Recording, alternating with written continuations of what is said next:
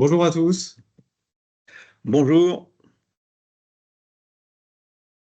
Est-ce que vous voyez tous bien mon écran? Est-ce que quelqu'un peut m'envoyer un petit message dans la conversation pour vérifier qu'on voit bien notre écran Et que nous sommes audibles. et que également on nous entend bien?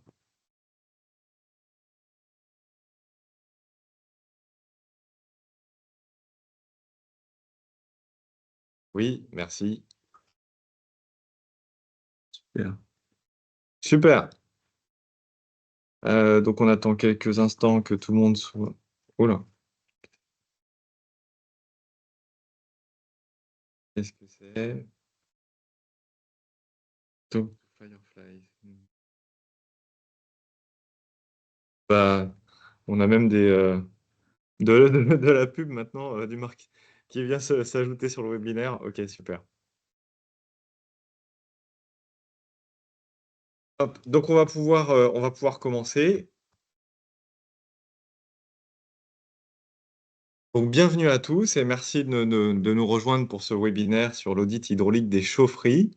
Donc, les présentateurs donc, sont moi-même, Antoine Jauvert, je suis formateur pour IMI Hydraulique et je suis accompagné de Brice Ducly, donc responsable technique, et on va vous présenter les points clés d'un audit hydraulique de chaufferie aujourd'hui. Pour info, vous pouvez poser des questions donc dans l'onglet soit conversation ou questions et réponses et on répondra à vos questions à la fin du webinaire. Également, vous pourrez retrouver en replay ou en présentation à la fin du webinaire l'ensemble de la présentation.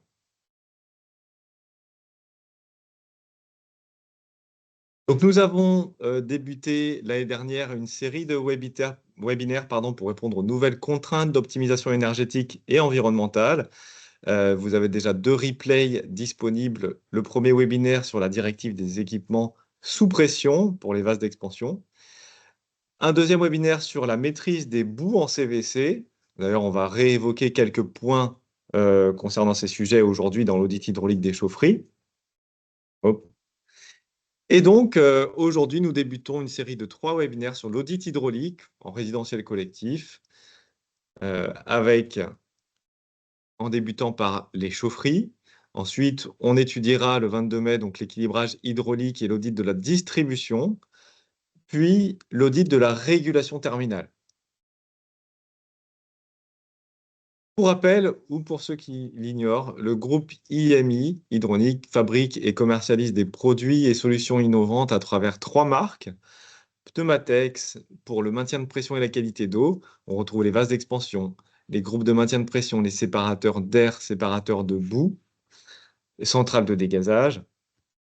TA pour l'équilibrage et la régulation hydraulique. On retrouve les vannes d'équilibrage classiques, mais également des régulateurs de pression différentiels, des vannes de régulation et une gamme de moteurs également adaptés à différentes applications. Et enfin, notre marque de régulation thermostatique. On retrouve les têtes thermostatiques, les robinets, les corps de robinet, thermostats, collecteurs de plancher chauffant, etc. Tous les accessoires pour la régulation terminale. Au sommaire du jour, on parlera de l'audit de la production et des interfaces hydrauliques entre primaire et secondaire. On parlera du système d'expansion et de la qualité d'eau. Quels sont les points clés à vérifier? Comment réaliser un audit sur ces sujets? Et enfin, on répondra à vos questions. N'hésitez pas à les poser pendant la durée de la présentation. Ah, bah, j'ai juste vu un message qui s'est affiché. Bonjour, ok, c'est bon, merci. Avant de commencer à rentrer dans le vif du sujet, dans les détails techniques, pour rappel, en France, on catégorise la performance énergétique d'un logement grâce au DPE, au diagnostic de performance énergétique, ces fameuses lettres qui vont de A à G. Les logements, évidemment, les moins énergivores sont classés A et B, et les plus énergivores, F et G, sont même désignés souvent comme passoires énergétiques, hein, même officiellement sur le site du gouvernement. Et donc, vous n'êtes pas sans savoir que tous nos logements sont loin d'être vertueux. Et sur cette image, extraite donc du site du ministère de la Transition écologique, on a 13,9% du parc de logements, donc soit 4,2 millions de logements, C'est l'info qu'on retrouve ici. Elle est détaillée ici par parc locatif, privé ou social, etc., par catégorie.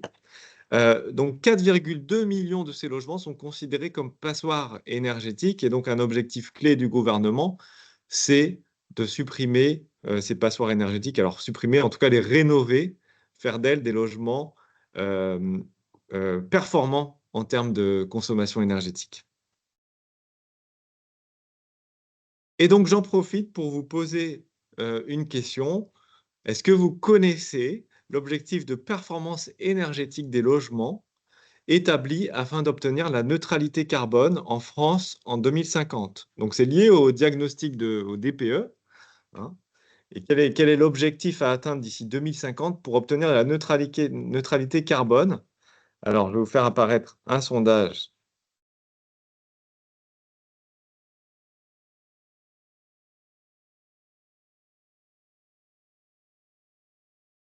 Le voici, le sondage s'affiche à votre écran. Donc, vous pouvez cocher sur la réponse qui vous convient et cliquer sur Envoyer ensuite.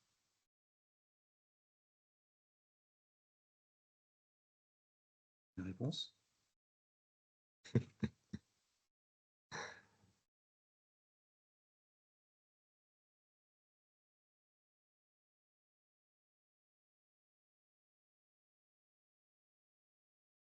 OK. Merci pour vos réponses. Je vois que c'est assez partagé. Ah, là, il y a une réponse qui ressort. Il semblerait que ce soit la bonne.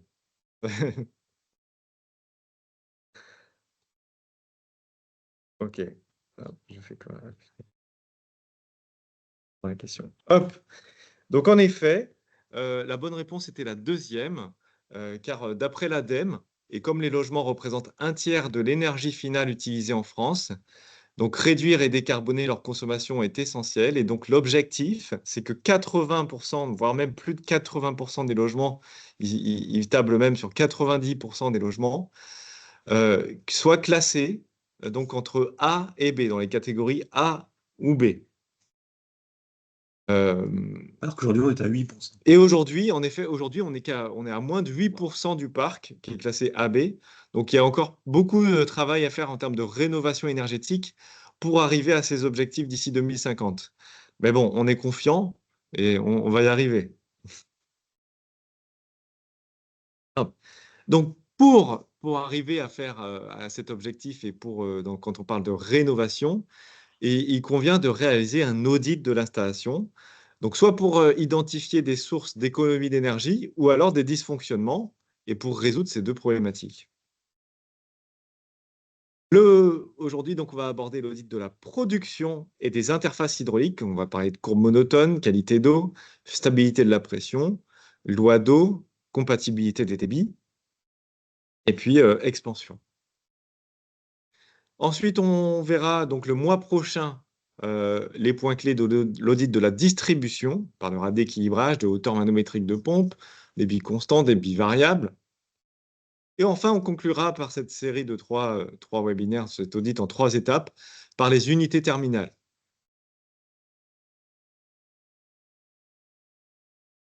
Je laisse la parole à Brice. Merci Antoine. Donc nous allons débuter par l'audit de la production. Le webinaire commence ainsi. Donc le temps que nous avons imparti pour ce webinaire ne nous permettra pas de décrire de façon exhaustive le déroulement d'un audit, mais on va faire un focus sur des points qui nous semblent importants et intéressants à traiter. Donc commençons par l'audit de la production. Donc, pour préparer ce webinaire, on a échangé avec Jean Pambrin de la société Asterm. Donc, Jean est expert en mise au point, audit des performances et du commissionnement. Et quand il entre dans une chaufferie, il nous a dit la première chose qu'il fait, c'est une inspection documentaire et visuelle. Donc, elle consiste tout d'abord à rassembler l'ensemble des documents disponibles, donc les plans, les schémas. Alors souvent, les installations qui font l'objet d'un audit sont les installations anciennes et les documents disponibles sont soit absents, soit obsolètes. Donc très souvent, il faudra refaire les schémas, refaire des plans pour comprendre le fonctionnement de l'installation. On va s'intéresser aussi au livret de chaufferie et tout ce qui permet de reconstituer l'historique de l'installation et des travaux réalisés depuis l'origine. Et tout ça, c'est une source importante d'informations. On va aussi rencontrer les intervenants et les usagers qui sont les mieux placés pour nous parler de leur installation et de leurs problématiques éventuelles. Donc, lors de cette inspection, un relevé des équipements est réalisé, donc pour répertorier tous les équipements en place, tout le matériel en place, et pour juger de son état. On profitera de cette inspection pour relever les index des différents compteurs, notamment celui du remplissage. On en parlera un peu plus tard. Et on s'attarde aussi sur tous les points un peu bizarres, toutes les vannes fermées, les attentes qui sont bouchonnées, les circuits qui sont isolés, qui peuvent nous donner des indices sur la vie du bâtiment. Ici, par exemple, lors de l'inspection visuelle, une vanne 3 voies qui était calorifugée laisse apparaître, une fois l'isolant enlevé, la vanne totalement corrodée, donc ce qui explique son blocage, sûrement dû à une fuite entre deux raccords qui, au fil du temps, a entraîné ces dégâts. On a ici, par exemple, une bâche ouverte qui équipe un maintien de pression, qui est victime de sa propre oxygénation de l'eau et finit par percer. Et là, un cas un peu spécifique où une vanne 3 voies motorisée est maintenant actionnée par un serre-joint. Mais bien que la poignée soit micrométrique, je ne pense pas que ce soit la meilleure solution. Et bien sûr, on fera envisager une amélioration. Je continue traditionnellement. Donc là, on rentre dans le vif du sujet. On a un schéma sous les yeux, extrait des documents que nous a confié Jean Pambrin. Donc traditionnellement, sur nos installations de chauffage, on voit des 23 voies en mélange, donc qui permettent de faire varier la consigne de température de départ en fonction de la température extérieure. Donc ici, on voit la 23 voies, les sondes de départ, ici, et la température extérieure. Et une des premières choses qu'on va faire, c'est relever ces différentes températures et vérifier la cohérence avec le paramétrage de la loi d'eau. Bien sûr, ça résume qu'une régulation est en place, qu'une loi d'eau a été mise en place. Et si ce n'est pas le cas, bien sûr, le résultat de l'audit, ça sera de mettre en place ces systèmes d'automatisation, de régulation. Donc, pourquoi donc, ces lectures de température sont simples à faire, hein. Donc, soit je dispose de thermomètres sur l'installation, soit avec un thermomètre infrarouge, je vais pouvoir faire ces mesures. Et donc, la lecture permettra de voir la cohérence entre la globalité de l'installation. Donc, pourquoi on pense à la loi d'eau? Pourquoi une loi d'eau a été mise en place? Juste un petit rappel. Donc les déperditions sont directement liées à la différence de température entre l'ambiance et la température extérieure. Donc ce petit schéma que vous voyez ici, hein, on a une ambiance à 20 degrés et une température extérieure, donc la plus froide de l'année, à moins 8 degrés. Donc il a été calculé que ce logement, dans ces conditions, va perdre 7000 watts, les fameuses déperditions liées aux différentes parois et à ce qui les constitue. Donc ça veut dire que pour vaincre cette déperdition, on va introduire une puissance de 7000 watts par le biais des radiateurs. Et ce qu'on constate, c'est que quand la température extérieure baisse, augmente, par exemple, on augmente maintenant à 10 degrés, les déperditions sont maintenant de 2500 watts, du fait du gradient de température qui a diminué. Les déperditions ont diminué, et du coup, la puissance qu'on devra injecter dans le logement devra elle aussi diminuer. Et là intervient la fameuse loi d'eau, courbe de chauffe. On va faire en sorte que quand la température extérieure augmente, la puissance baisse, tout simplement en fermant cette 23 voies et en mélangeant la température de départ avec la température de retour. Voilà. Donc, un rappel sur cette loi d'eau. Pourquoi contrôler les températures aller et retour, donc lors de l'audit? Donc, imaginons qu'on ait mis en place des chaudières à condensation, et on sait tous que les chaudières à condensation ont qu'un but, hein, c'est de faire des économies d'énergie en condensant la vapeur d'eau contenue dans les fumées. Et on peut gagner ainsi jusqu'à 15% de rendement sur cette chaudière, à une seule condition, c'est qu'elle condense. Voilà. Et pour condenser, il faut avoir une température de retour de l'eau chaude en dessous du point de rosée, qui est de l'ordre de 55-57 degrés lorsqu'on fonctionne au gaz, par exemple.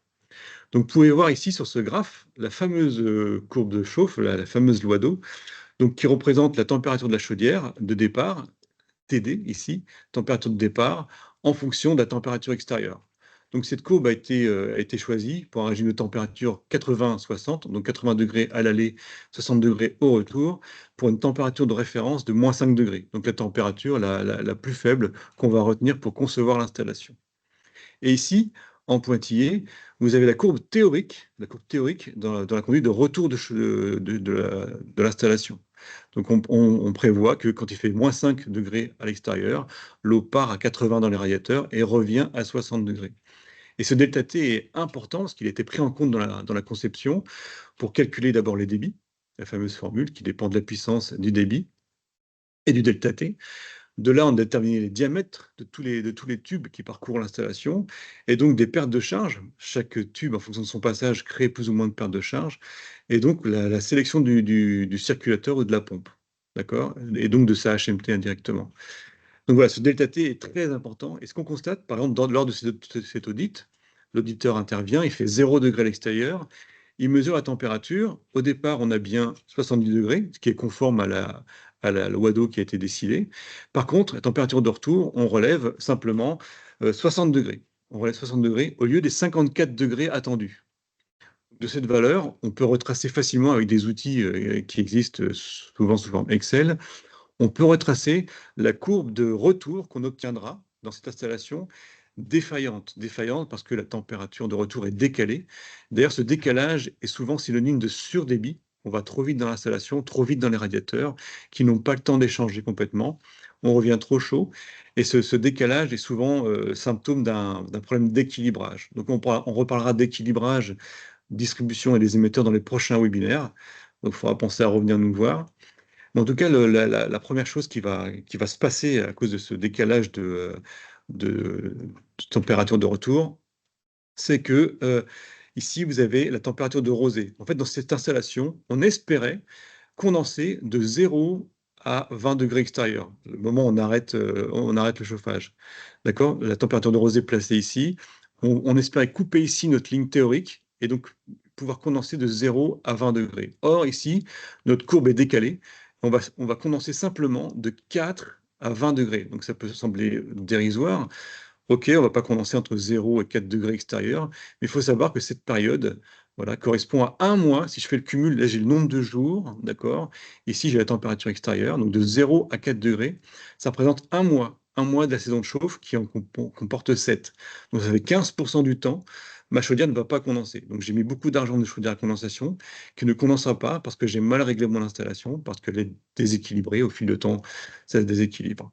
Donc voilà, donc là, une première source d'économie d'énergie, juste en relevant des températures, d'accord? Je me rends compte que là, j'ai un travail à faire au terme de cet audit pour rétablir le bon fonctionnement de l'installation. Deux mots sur cette courbe de chauffe, cette loi d'eau. Donc la loi d'eau, elle n'est pas identique pour tous les bâtiments, d'accord? Chaque bâtiment a sa propre loi d'eau qui dépend de beaucoup de choses, son inertie, son exposition. D'ailleurs, on ne dit pas une loi d'eau par bâtiment, pardon, on dit une loi d'eau par départ, d'accord, par circuit. On peut avoir un circuit pour une façade, un circuit pour une autre, un circuit pour un bâtiment beaucoup plus éloigné. Donc, chaque circuit a sa propre loi d'eau.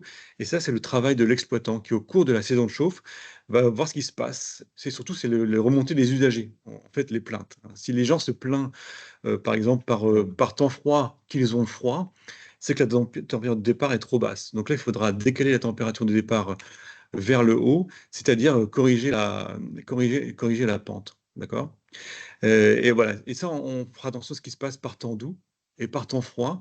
Et en fonction de ces remontées, on va corriger la loi. Donc, il existe différents modèles, hein. Là, j'en ai trouvé un qu'on avait dans nos archives. Mais il y en a différents que les exploitants connaissent bien. Donc, attention, chaque bâtiment, chaque circuit a sa propre loi d'eau. Et quand on l'a, on n'y touche plus, elle est précieuse. Mm. Donc, je repasse la parole à Antoine qui va nous parler de puissance et courbe monotone, bien qu'il ne soit pas lui-même monotone. Donc, on a parlé des lois, de la loi d'eau, hein, qui dépend des températures de référence de la région où on se trouve et des émetteurs, à quelle température on fait fonctionner nos émetteurs. Et puis maintenant, on va vérifier le besoin en puissance du bâtiment par rapport à la puissance qui a été installée en chaufferie. Donc pour ça, il faut faire une étude des déperditions thermiques de notre bâtiment. Donc on va étudier la toiture, les murs, les sols, les vitrages, la ventilation. Et on va faire un bilan de toutes ces déperditions qu'on va diviser par la surface déperditive, hein, totale. Et donc ça va nous permettre de déterminer un coefficient UBAT qui trouve son rôle dans beaucoup de calculs, le coefficient UBAT. Et celui qui nous intéresse aujourd'hui, alors, Si on n'a pas tous ces détails pour calculer des perditions, il existe aussi parfois certains ratios surfaciques qu'on peut retrouver dans la littérature pour dégrossir les besoins de l'installation. Mais ce qui nous intéresse, c'est d'identifier, de tracer la courbe monotone de puissance de cette installation, c'est-à-dire la répartition de puissance, le besoin de puissance de mon installation, en fonction de l'année, donc par pourcentage d'utilisation dans l'année. OK? Donc là, si je regarde du haut de la courbe, là, on atteint la puissance nominale de l'installation, dont on aura besoin très peu de temps dans l'année. Ici, vous voyez, c'est écrit 0% de l'année, j'ai besoin de 1048 kW. Alors en réalité, ici, il manque les chiffres après la virgule.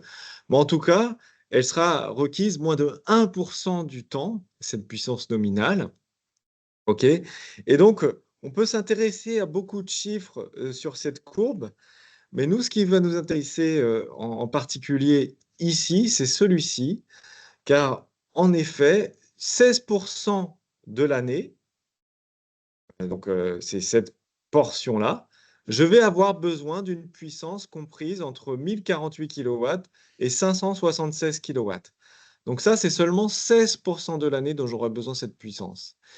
Donc finalement, une production de 576 kW me permettra de couvrir les besoins en chauffage 84% de l'année.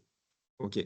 Donc là, on peut réfléchir éventuellement au dimensionnement des chaudières. Est-ce qu'on peut faire des économies ou optimiser la production en travaillant sur cette puissance de 576 kW?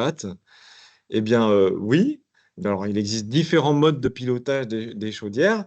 Je reprends l'installation qui a été auditée. Ici, on avait 2 chaudières à 4 piquages, OK, de 900 kW. Pourquoi à 4 piquages? Puisque, en fait, donc là, vous avez les piquages classiques de la chaudière et à cet endroit-là, au niveau du condenseur de la chaudière, puisque ce sont des chaudières à condensation, vous retrouvez les retours les plus froids de l'installation qui sont directement piqués ici. Donc, on est allé chercher les retours les plus froids et on les a mis directement sur le condenseur pour optimiser le rendement de la chaudière. Il existe encore des améliorations possibles ici sur cette installation. Bah, par exemple, hein, si les chaudières sont à remplacer, on peut passer sur une puissance cette fois de 600 kW, donc pour couvrir 84% des besoins de l'année. Donc, après, on peut également ajouter des vannes d'équilibrage sur les retours basse température de la chaudière pour équilibrer ces 2 retours, optimiser le rendement des 2 chaudières. Auparavant, il n'y avait pas de réglage de débit. Et ensuite, piloter les chaudières en cascade avec des vannes indépendantes de la pression. OK. Après, le mode de pilotage, soit on pilotera par exemple 100% de cette chaudière en alternant le fonctionnement avec l'autre chaudière. Donc 84% du temps, on n'utilisera qu'une chaudière et puis on fera appel à la deuxième quand vraiment les besoins seront très importants. Ou alors on peut aussi travailler en variation de charge, donc c'est-à-dire faire fonctionner les 2 chaudières à 50%. Et pour rappel, si une chaudière tombe en panne, eh ben, ici, on aura la deuxième qui quand même couvrira l'essentiel des besoins sur cette installation. OK. On prend une vanne indépendante de la pression. Pourquoi? Bah, parce qu'elle permet de régler précisément le débit et donc la puissance qu'on va extraire de cette chaudière. Donc maintenant, on va parler des interfaces hydrauliques et plus particulièrement de compatibilité des débits. Même si de plus en plus fréquemment la bouteille de découplage disparaît du fait de l'évolution des chaudières, hein, qui acceptent aujourd'hui un débit variable et même nul, les chaufferies qui font l'objet d'un audit sont souvent anciennes et comportent encore une bouteille de découplage ou bouteille 3D. Elle a plusieurs noms. Et sur cette bouteille de découplage, pendant l'audit, il est conseillé et recommandé de faire des mesures de débit ou de température. Donc de débit, s'il est en place des vannes d'équilibrage, on pourra connecter un mesureur, comme par exemple le théoscope, pour mesurer les débits, ou de température, hein, toujours pareil, avec soit les thermomètres en place dans les doigts de gants, soit des thermomètres infrarouges. Donc le but est de diagnostiquer une incompatibilité des débits entre le primaire et le secondaire. Et je passe la parole à Antoine, spécialiste de la bouteille, de découplage, bien sûr. Je voulais faire cette blague absolument. OK. Donc, bon, on a deux choses à contrôler, à réaliser avec cette bouteille de découplage. La première, c'est qu'on va supprimer l'interactivité hydraulique. Donc, qu'est-ce que c'est l'interactivité hydraulique? Ici, par exemple, j'ai une perte de charge. OK, c'est ma distribution, mon secondaire de l'installation. Et ici, j'ai la production, la chaufferie. Et elles sont reliées en direct, hein, donc sans interface, sans bouteille, sans rien du tout entre ces deux, entre le primaire et le secondaire, entre ma production et ma distribution. Et donc là, le problème qui peut apparaître sur cette installation, tant que j'ai une chaudière qui fonctionne, tout va bien. OK, elle alimente cette résistance, cette distribution. Mais dès lors que je vais enclencher une deuxième chaudière et une deuxième pompe ici, je vais créer une interactivité, un phénomène d'interactivité entre ces deux chaudières. C'est-à-dire que la deuxième va avoir tendance à vouloir piquer le débit de la première puisque en s'enclenchant, va augmenter le débit et donc la perte de charge commune. La perte de charge, là, qui est très importante, elle est commune à ces deux chaudières. Et donc, je pensais doubler le débit en actionnant deux chaudières, par exemple, mais pas du tout. Je vais à peine augmenter le débit et surtout, le débit de ma première chaudière aura tendance à s'écrouler. Ça, c'est un phénomène d'interactivité.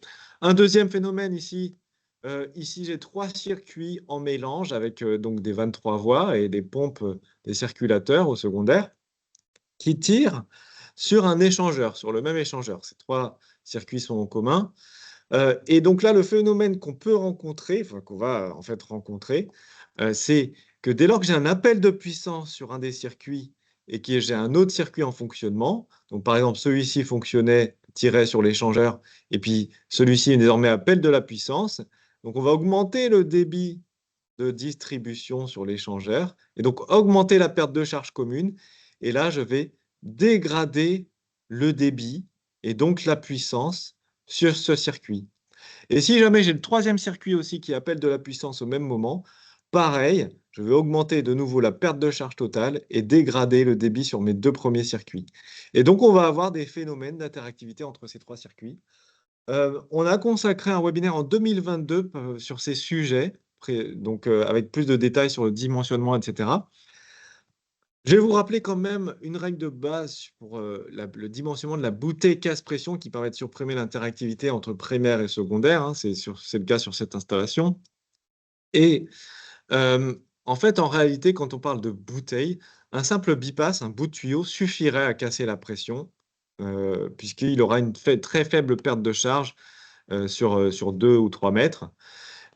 Et en réalité, il ne faut pas surdimensionner cette bouteille, sinon on peut créer des problèmes. En fait, la tendance, c'est quoi? C'est la surdimensionner au maximum pour en faire une bouteille tampon, un pot à bout et un système de dégazage avec un purgeur au-dessus. Mais attention à son dimensionnement parce que vous pouvez créer des problèmes de remélange dans la bouteille, parasites. Et donc, on évitera de surdimensionner à plus de 3 diamètres la bouteille. OK. Un autre problème qu'on va rencontrer assez souvent sur ces bouteilles de découplage, c'est un problème de compatibilité des débits. Qu'est-ce que ça veut dire? C'est rendre compatible mon débit primaire et mon débit secondaire. Donc ici, par exemple, j'ai 100% du débit. Donc j'ai mon débit nominal au niveau du primaire sur ma production, là, sur ma chaufferie, sur cette partie-là. Et en l'occurrence, la pompe secondaire est un peu surdimensionnée. D'ailleurs, on l'a vu sur des installations, sur les anciennes installations, il y a une étude qui avait été faite, 90% des circulateurs sont surdimensionnés, avec une HMT souvent plus de 50% trop importante. Donc là, si j'ai un surdébit secondaire, par exemple, ma pompe est surdimensionnée, et elle demande 150% de débit par rapport à ce que j'ai au primaire. Ben, elle ne va pas les créer, les inventer, hein, ces 150%, pardon. Elle va les prendre dans le bypass, dans la bouteille de découplage, les 50% supplémentaires. Donc ça, on peut faire des mesures, évidemment, à l'aide d'une mallette d'équilibrage, par exemple, pour retrouver ces valeurs et diagnostiquer une incompatibilité de débit. Et le phénomène là qui va se passer, c'est que je crée un point de mélange ici, hein, à l'interface entre mon arrivée primaire et mon départ secondaire. Et je vais créer un point de mélange entre l'eau de retour, donc, pardon, et l'eau de départ des chaudières. OK. Ce qui va parfois obliger à enclencher une chaudière supplémentaire car je n'obtiens pas la puissance attendue. Donc, par exemple, ici, j'ai 80 degrés, et puis je remélange avec l'eau de retour qui est à 61 degrés, en l'occurrence, et j'obtiens 73 degrés au secondaire. Ok, donc, je vais dégrader ma puissance. Ici, on peut le voir sur la courbe d'un émetteur, ok, en fonction de la température d'alimentation de cet émetteur. Si je dégrade la température à 73 degrés, donc c'est le cas ici avec un débit de 150%, je vais abaisser ma puissance de 20%. Et si on doit comparer, si on doit être plus juste, on va regarder quel est l'impact du surdébit sur mon émetteur, sur la courbe d'émission. Et ben 150% de débit, c'est plus 10% de puissance. Donc en suralimentant l'installation, j'ai gagné 10% de puissance, mais en dégradant la température, j'en ai perdu 20. Donc le bilan est négatif, hein. Et puis je peux même continuer à augmenter mon débit, hein, c'est souvent ce qui est fait pour euh, résoudre un problème de puissance. Par exemple, je peux le doubler à 200% et je n'aurai gagné moins de 20% de puissance sur cet émetteur, car c'est une courbe qui a cette forme logarithmique. Ok. La solution, bah, c'est quoi? C'est simplement de s'assurer que le débit secondaire, ici, soit égal ou légèrement inférieur, en général, en fait, au débit primaire. Ok, donc ça fait partie de la procédure d'équilibrage d'un réseau, on pourra en reparler dans le deuxième webinaire. Ok. Ici, je vais vous prendre cette installation qui a été auditée et une amélioration a été proposée, c'est de passer le primaire en débit variable. Et donc, on a positionné une vanne modulator ici, équipée d'un moteur, et associé un régulateur avec des sondes de température, aller et retour sur le primaire, et puis une sonde de température départ secondaire. Un mode de régulation qu'on peut faire pour pour optimiser les retours sur notre primaire et aussi pour faire en sorte que le primaire suive toujours le besoin du secondaire, c'est par exemple assigner la température d'arrivée, la température de départ secondaire, par exemple, pardon, à la température d'arrivée primaire. Donc on mettra un léger décalage entre les deux, par exemple 2 degrés. Donc ici, si j'arrive à 80 ici, je ferai toujours en sorte d'être au-dessus de 78 degrés. Donc, on va suivre le primaire, va suivre le secondaire en température. Et ensuite, un autre pas d'optimisation qu'on peut faire, c'est sur le delta T. On va s'assurer, grâce à ces sondes de température, d'avoir toujours un delta T primaire supérieur à 10 degrés. Donc, pour éviter de dégrader notre retour, éviter de dégrader le rendement de notre installation. En fait, ce problème-là, il va arriver lorsque, à un moment donné, si mon besoin secondaire chute et que j'ai toujours autant de débit au primaire, bah, le débit, il va automatiquement retourner, passer dans la bouteille et retourner au primaire. Donc, en gardant un delta T supérieur à 10 degrés entre mon aller et mon retour, je vais éviter ce phénomène-là. Donc voilà, deux paramètres qui vont nous permettre de faire coïncider les besoins primaires, les besoins secondaires par rapport à la fourniture primaire. Ok, et donc maintenant je vais vous laisser la parole à Brice sur l'expansion et la qualité d'eau. Tout à fait. Donc là, on va s'intéresser au physique de l'installation, à son fonctionnement physique. C'est-à-dire que si la qualité d'eau est mauvaise ou s'il n'y a pas d'eau dans l'installation parce qu'il y a un problème de pression, bah, tout ce qu'on a dit avant est caduque. Donc la première chose à faire quand on arrive dans l'installation, c'est de faire une analyse d'eau. Jean Pambrin nous l'a confirmé, tout le monde nous le confirme. Quand on arrive, on fait une analyse d'eau pour déterminer l'état de l'installation et de l'eau. Est-ce qu'il faut la traiter? Est-ce qu'il faut carrément enlever les tronçons de tubes parce qu'ils sont trop encrassés ou trop presque perforés, d'accord? Donc là, on fait des prélèvements, on analyse tout ça. Donc des fois, un traitement d'eau suffit, mais quelquefois, il faut remplacer des bouts de tubes carrément. Donc là, c'est l'audit physique des tuyauteries. Ensuite, on le sait, dans une installation existante, les particules de boue circulent et il faut collecter ces boues pour éviter qu'elles se déposent dans les radiateurs et les différents équipements. Donc chez IMI, on recommande de poser ce type de désemboueur en série sur l'installation pour traiter tout de suite, dès le premier cycle, les boues. On va capter un maximum de boues dès le premier cycle. Donc vous vous souvenez du ZCX dont on a parlé pardon, dans le webinaire précédent, hein, qui exploite le phénomène cyclonique. et pour séparer de façon, grâce à la force centrifuge, l'eau des particules les plus lourdes. Donc la mise en série, c'est ce que nous recommandons. Et très souvent, on voit des installations de désembouage en dérivation. Donc, le gros intérêt de ce système en dérivation, c'est que même si le système ne fonctionne pas, il gêne pas la production, c'est son point fort, hein. Par contre, bien sûr, au détriment du traitement de l'eau. Donc, ce système en dérivation, vous le savez, on prélève 10 à 20% de l'eau à l'aide d'un circulateur, on le traite un désemboueur, souvent avec un média filtrant, et on réinjecte l'eau ainsi traitée. Et on espère qu'au prochain cycle, on va traiter l'eau qui n'avait pas été traitée au premier cycle. Mais bien sûr, les probabilités font qu'il faudra beaucoup plus de temps pour traiter l'eau. Et pendant tout ce temps, les particules vont se déposer et obstruer les équipements. L'autre point faible de cette installation d'aération, c'est son entretien. Vous l'avez vu, sur notre système, il suffit de arrêter la circulation des pompes, retirer le barreau magnétique, ouvrir la chasse, et rapidement, on débarrasse le pot à bout des particules, on remet tout en service et c'est reparti. La chose a duré 10 minutes. Avec un système en dérivation, donc là, c'est des photos que nous ont mis à disposition des clients, hein. Il faudra bien sûr ouvrir le système. Donc, attention, il faudra couper l'armoire en armoire électrique, donc avoir une habilitation. Il faudra faire attention à la pression dans le filtre, hein. Elle doit être nulle, car sinon on risque projection de liquide, une projection même du couvercle en lui-même qu'on peut se prendre en pleine face. Attention à la température, donc attention au mainteneur pour ce genre d'opération. Il faut aussi que le local soit équipé de points d'eau, hein, pour d'abord nettoyer le filtre et deuxièmement pour assurer l'hygiène du technicien qui va intervenir pour qu'il puisse repartir dans des conditions satisfaisantes. Il faudra prévoir aussi des consommables pour les remplacer une fois qu'on l'a changé, qu'on l'a retiré, pour pouvoir partir avec un système qui fonctionne.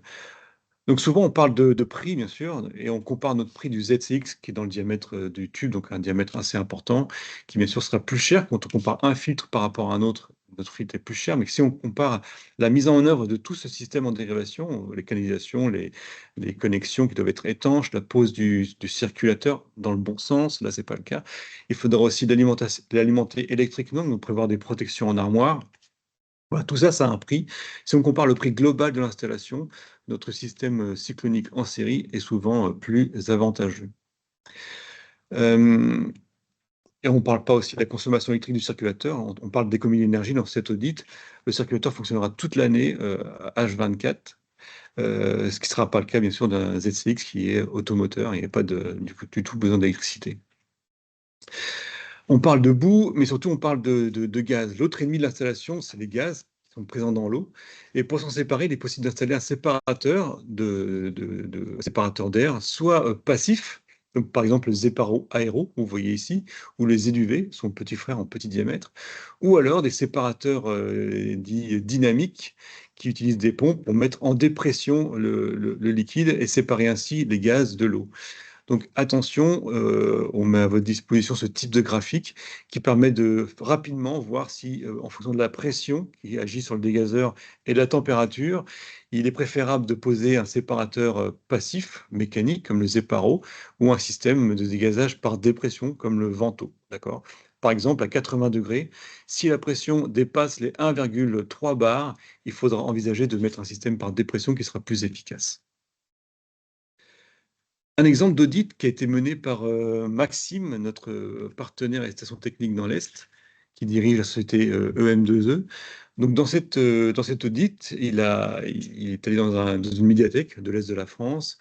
Et une des principales actions qu'il a menées, c'est de remplacer les groupes de maintien de pression à bâche ouverte. Donc, c'est la bâche que vous voyez ici. On voit ici un couvercle, hein, mais ce n'est pas du tout étanche, hein, c'est juste pour éviter que des rongeurs ou des mégots soient jetés dans l'eau. Donc cette bâche oxygène en permanence l'eau et qui fait que l'installation est oxygénée en permanence en phénomène de corrosion. Donc l'oxygène va va ronger le fer qui constitue les tubes en acier, les équipements en fonte, et ainsi produire de la boue. Il en a aussi profité lors de cet audit pour appliquer la réglementation DESP, dont on a parlé dans le dernier webinaire, et déclasser certains vases qui étaient à 6 bars, ils étaient déclassés à 4 bars, en fait, pour s'affranchir des contraintes de la fameuse DESP. Parce que au cours d'un audit, on va bien sûr aussi faire en sorte que la réglementation est respectée. On a sûrement du gaz dans la chaufferie, si c'est une chaufferie gaz. On a de l'électricité, donc attention, respecter les règles. On a des disconnecteurs, attention, est-ce qu'ils ont été bien contrôlés? Est-ce qu'ils ont tout ce qu'il faut pour être contrôlés? Et là, ce qui nous intéresse, c'est fameuse direction des équipements sous pression. Si votre vase est supérieur à 4 bars et si le produit de sa pression de service fois le volume est supérieur à 200, vous êtes en présence d'un DESP. Il est soumis à des règles, à des inspections tous les 3, 4, 10 ans. Et donc, pensez bien sûr à les faire. Bon, pour cela, adressez-vous à IMI. Il est possible aussi, si votre installation fonctionne à moins de 4 bars, de déclasser cette installation et simplement pour s'éviter les contraintes de la DESP. Donc, du coup, en baissant la pression de service du vase à moins de 4 bars, on sort de cette DESP. À Donc, 4 bars exactement, au moins. Ouais. exactement, Ouais. ou moins. D'accord. Donc, n'hésitez pas à faire appel à nous, hein. On s'appuie sur nos stations techniques EM2E et Thermap pour mener à bien ces déclassements et vous mettre en règle avec la réglementation. Donc, c'est fait vraiment partie de l'audit, hein. Donc, maintenant, je donne la parole à Antoine qui va nous parler de pression expansion. L'expansion. En effet, donc une dernière étape de cet audit, c'est vérifier le bon gonflage et le dimensionnement du vase d'expansion. Ici, sur ce schéma, donc vous avez une installation avec une hauteur statique, qu'on va nommer ici HST. Donc c'est la hauteur totale géométrique de notre bâtiment, de la chaufferie au dernier étage. Ok. Pour vérifier la pression de gonflage du vase d'expansion qui est installé ici, on voit trois valeurs de pression, P0, PA, PE. Ok. La valeur P0 en fait définit la pression de gonflage à vide de notre vase d'expansion. Donc on va prendre, ce sont des valeurs minimales hein, et qui sont données dans la norme EN 12828 sur l'expansion. Donc on va prendre la hauteur statique divisée par 10, ok, qu'on va rajouter 0,2 bar. Donc ici en l'occurrence, si on prend par exemple une installation qui fait 10 mètres, donc 10 divisé par 10, ça fait 1 bar, plus 0,2, 1,2 bar de pression de pré-gonflage à vide. Donc évidemment, pour vérifier ça, il faut pouvoir isoler le vase de l'installation et le vidanger. Hein, il nous faut une vanne d'isolement et de vidange. Alors après, on pourra éventuellement enlever sa poignée lorsqu'on n'en a pas besoin ou la verrouiller, mais il faut cette vanne. On en a besoin pour contrôler le vase. OK. Ensuite, une fois qu'on a bien pré-gonflé notre vase à vide, on va le reconnecter au réseau. Donc, on va rouvrir la vanne d'isolement qui le sépare du réseau et on va le remplir, ce vase. Donc, soit en faisant un appoint, par exemple, avec de l'eau de ville sur le réseau directement.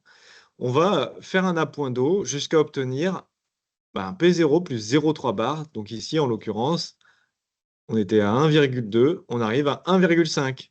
Et on a constitué en fait la réserve d'eau de notre vase, la réserve d'eau minimale pour qu'il puisse toujours assurer la connexion avec l'installation, l'expansion et combler certaines petites fuites ou purges. Ok.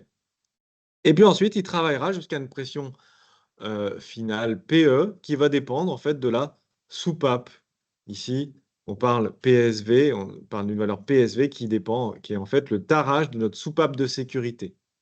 Ok, donc le vase d'expansion statique, il va être limité par la pression de tarage de la soupape et il va devoir travailler sur une plage de pression qui est relativement restreinte et ça va limiter d'ailleurs son dimensionnement, on va le voir juste après. Donc pour les règles de dimensionnement, si on doit réévaluer le dimensionnement du vase d'expansion statique, il nous faut pouvoir obtenir le volume de l'installation ou l'estimer. Ensuite, on a besoin du coefficient d'expansion qui dépend de la température de fonctionnement de l'installation. Ça va nous donner, ces deux paramètres vont nous donner un volume de dilatation qui, associé au facteur de pression, donc c'est la fameuse plage dont je vous parlais entre la pression de gonflage et la pression des soupapes. Plus elle est restreinte, cette plage, et plus on va devoir surdimensionner le vase, en fait. Ok, c'est une contrainte des vases d'expansion statique, hein. On peut pas faire, peut pas faire autrement, on doit faire avec cette contrainte.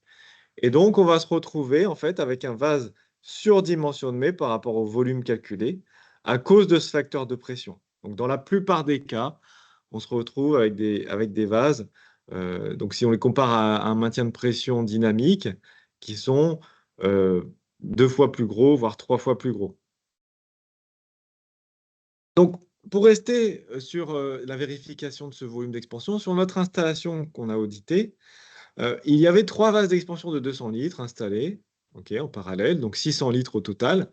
Pourquoi on a choisi d'utiliser 3 vases? Peut-être pour des questions d'encombrement. En tout cas, il va falloir vérifier la pression de gonflage sur ces 3 vases, hein. Donc, ça rajoute un petit peu de contraintes opérationnelles, mais bon. Pour réévaluer le volume de l'installation, si on n'a pas, on n'est pas, on ne peut pas le mesurer réellement, on a des outils. Donc, par exemple, on vous propose sur iTools et sur iSelect une application mobile et PC de estimer le volume du réseau à partir de la production et des radiateurs ou des émetteurs qui vont être utilisés. Ça, n'hésitez pas à faire appel à ces outils-là si vous ne savez pas comment estimer le volume du réseau. Et puis d'autre part, on peut prendre en compte les dimensions maximales, soit de la chaufferie ou soit de l'emplacement où on va mettre le vase, pour justement savoir si on doit plutôt utiliser un seul vase ici de 1 m3, donc 1000 litres, ok, ou alors, par exemple, 5 vases de 200 litres. Voilà, on aura différentes combinaisons possibles et on pourra limiter le nombre de choix avec ces dimensions. Donc ici, en l'occurrence, on a repéré en fait que cette installation qui avait 600 litres d'expansion, elle était peut-être un peu sous-dimensionnée en expansion. Voilà. Alors, est-ce on a la place pour ajouter des vases? Ok, ça c'est à voir en fonction de ces contraintes. En tout cas, on aurait la place, c'est sûr, pour mettre un maintien de pression à la place de ces vases. Euh, et l'avantage du maintien de pression, c'est qu'on n'a plus à se soucier du facteur de pression. Donc là, on va pouvoir réduire de façon importante la taille du vase. Et donc, on a refait ce dimensionnement, le même dimensionnement avec les mêmes valeurs, mais cette fois pour un maintien de pression. Donc, pour rappel, c'est un vase d'expansion qui sera associé à un compresseur ou à une pompe, hein. C'est une expansion dynamique cette fois.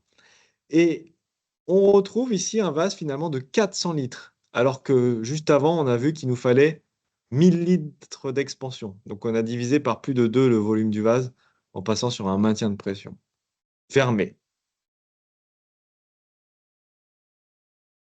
Et on peut choisir la pression maximale admissible dans ce vase.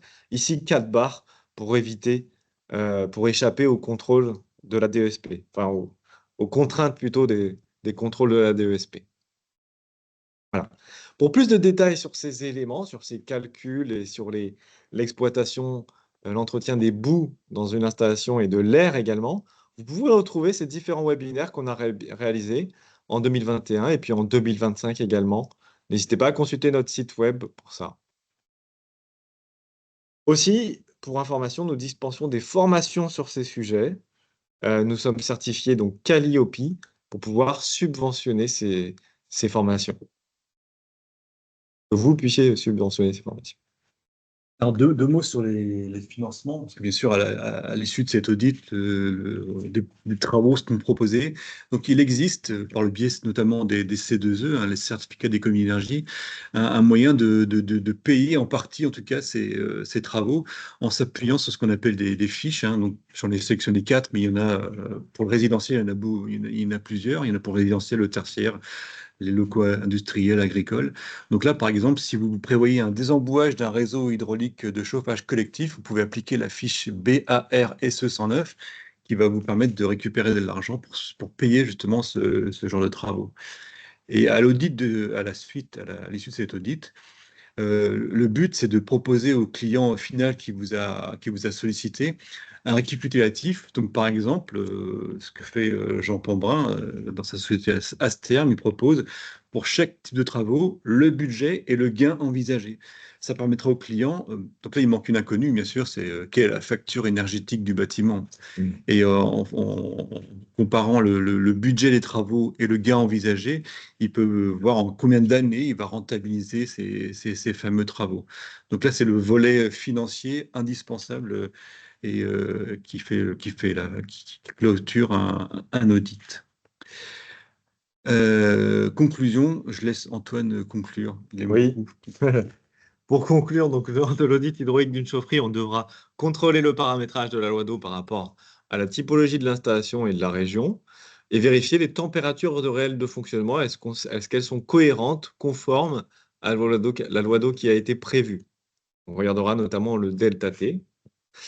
On vérifiera la cohérence des besoins thermiques par rapport à la puissance installée, donc par exemple avec la courbe monotone de puissance. On s'assurera du bon dimensionnement et du bon fonctionnement des interfaces hydrauliques, donc grâce à des mesures de débit ou de température. On a parlé notamment de bouteilles de découplage, et comment on pouvait aussi, par exemple, faire varier le débit au primaire. Donc on a vu les solutions avec des vannes indépendantes de la pression et les sondes de température associées à un régulateur. Pour info, il existe aussi des vannes qui intègrent directement des sondes de température ou des moteurs qui intègrent ces sondes de température pour faire une régulation facilitée sans complexifier le système d'automate, de régulateur. Enfin, on contrôlera la qualité d'eau de l'installation et la présence d'un système de collecte de boue et le gonflage et le dimensionnement du système d'expansion. Voilà. Donc, n'hésitez pas si vous avez des questions plus précises sur ces sujets, à les poser soit directement ici dans la conversation ou à nous recontacter pour creuser ces sujets. Alors, je vais regarder l'encart maintenant des questions, voir si on a des questions. Hop, ah oui, c'est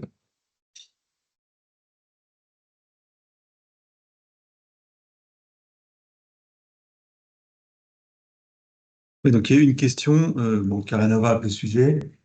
À qui s'adresse-t-on concernant les formations que vous proposez? Là, il faut s'adresser directement donc sur notre site, hein, je crois qu'il y a un accès au catalogue de formation et vous serez mis en contact très rapidement avec Antoine qui gère d'ailleurs ici, hein, les formations. Euh, bon, le mieux, comme on a un peu dépassé, c'est que on va reprendre vos questions, on va vous répondre de façon rétroactive, enfin, en tout cas décalée dans le temps. On va répondre à vos questions et n'hésitez pas à en poser d'autres, hein, vous connaissez nos coordonnées. Je ne sais pas si tu as autre chose à ajouter, Antoine. non, non, non. Attends, hop là. Juste récupérer la présentation. Donc, si vous n'avez pas de questions, alors Brice avait identifié une ou deux questions, mais on reviendra vers vous là-dessus. Euh, on vous donne rendez-vous le 22 mai pour l'équilibrage et l'audit hydraulique de la distribution. Et vous retrouverez, pour rappel, nos webinaires donc, en replay sur notre YouTube, donc dans la section formation et webinaire. Et également, vous retrouvez notre calendrier de formation.